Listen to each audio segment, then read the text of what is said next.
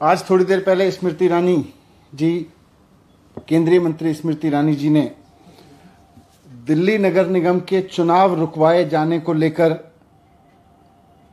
कुछ जस्टिफिकेशन दिया है।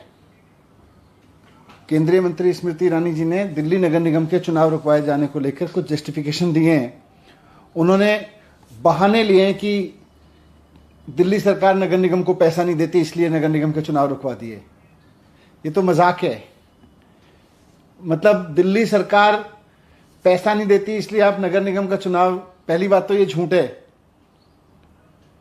दिल्ली सरकार तो पूरा पैसा देती है। नगर निगम में इतना भ्रष्टाचार कर रखा है बीजेपी ने, जिसकी वजह से नगर निगम के पास पैसा नहीं है। ये स्वीकार करना पड़ेगा आपको। दूसरी बात, ये बचकाना बहाना है कि दिल्ली सरकार पैसा नहीं देती इसलिए हम नगर निगम के चुनाव रुकवा दे रहे हैं। ये क्या मजाक है।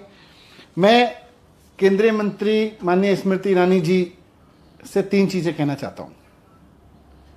उन्होंने जस्टिफाई किया है कि चुनाव रुकवा के बीजेपी ने सही किया है, एमसीडी का चुनाव रुकवा के बीजेपी ने सही किया है। पहली बात तो मैं उनसे कहना चाहता हूं कि मैडम, ये कांग्रेसियों की तरह रोना बंद करो।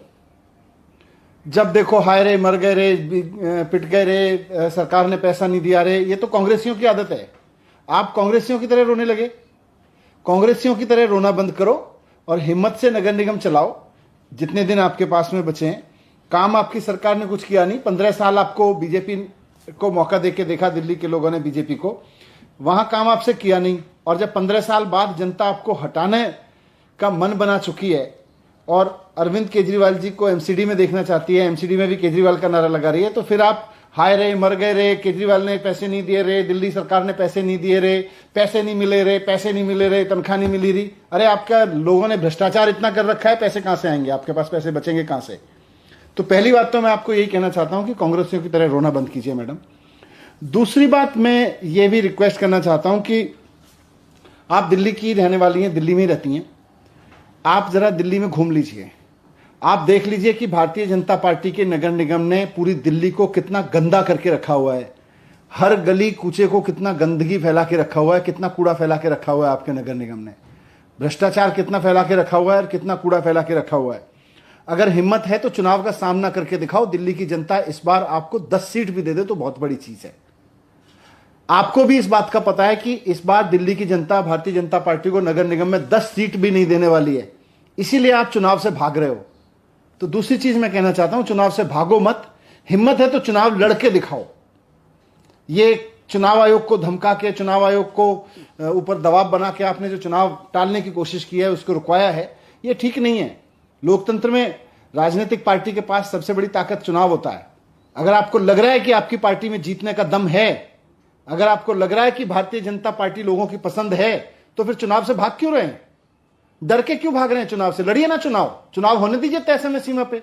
चुनाव आयोग को धमका के आपने चुनाव रुकवा दिया और फिर कह रहे हैं हम तो जीते हुए लोग हैं। आप डरे हुए लोग हैं, आप भागे हुए लोग हैं, आप चुनाव से भाग रहे हैं। दूसरी चीज ये, और तीसरी और इंपॉर्टेंट चीज, आज देश को यह पता चलना चाहिए कि आखिरकार भारतीय जनता पार्टी ने और केंद्र सरकार ने दिल्ली के चुनाव आयोग को आखिर क्या धमकी दी है। सीबीआई की धमकी दी है कि चुनाव रोक दो, नहीं तो सीबीआई छोड़ देंगे आपके ऊपर।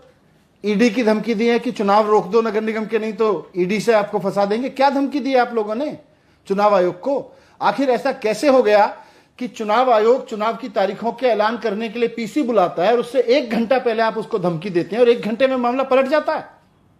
फिर चुनाव आयोग कहते हैं हम चुनाव टाल देते हैं, चुनाव रोक दिए, तारीखें रोक दी जो चुनाव आयोग ने तय कर रखी थी। तो आप बताइए देश के सामने कि आपने क्या धमकी दी है? सीबीआई से फंसाने की, ईडी से फंसाने की, या किसी पद का लालच दिया है आपने चुनाव आयोग को? कुछ तो वजह हुई कि चुनाव आयोग ने बुलाई हुई पीसी, चुनाव की तारीखों का ऐलान करने के लिए बुलाई गई प्रेस कॉन्फ्रेंस को चुनाव के ऐलान की जगह फिर रिग्रेट में बदल दिया। तो आप बताएं देश को कि आपने चुनाव आयोग को किस तरह से डराया, धमकाया। चुनाव रोकने के लिए आपने कौन से हथकंडे अपनाए? पद का लालच दिया, ईडी की धमकी दी, सीबीआई की धमकी दी। आप बताएं, क्योंकि चुनाव आयोग जैसी संस्था अगर सरकारों के कहने पे चुनाव टालती रहेगी तो देश कमजोर हो जाएगा, लोकतंत्र पूरी तरह से कमजोर हो जाएगा।